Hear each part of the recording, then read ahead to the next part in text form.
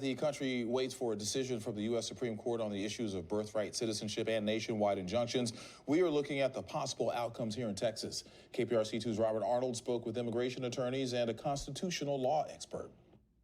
Two questions. Is the president's order to end birthright citizenship constitutional? And can a single judge block a presidential order from being implemented nationwide?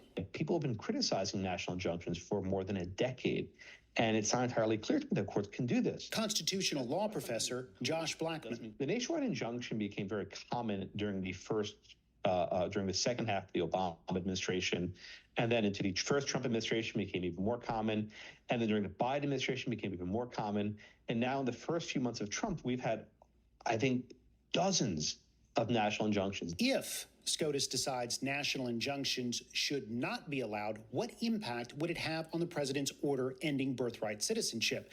Blackman says the dilemma is it could create a situation where the order goes into effect in some states, but not others. Where the upshot might be that a child born in New York will be a citizen, and a child born in Texas would not be. I think they can't quite come to terms with that. We have a couple of clients that are pregnant right now. So amidst all of this, immigration attorney Rayed Gonzalez is telling his clients all they can do now is wait for a ruling. There's so much worry, no family would talk with us on camera. If the court rules in President Trump's favor, there's going to be a lot of other lawsuits in the court. We don't know if they are going to have to be individual. We don't know if there's going to be a class action lawsuit. We don't know if a court can say, oh, this is going to be determined on a case-by-case basis. To be clear, the Supreme Court at this time is not considering the specific issue of birthright citizenship. It is looking at the issue of nationwide injunctions. However, if the High Court sides with President Trump on that point, then his executive order ending birthright citizenship could, at least partially, go into effect.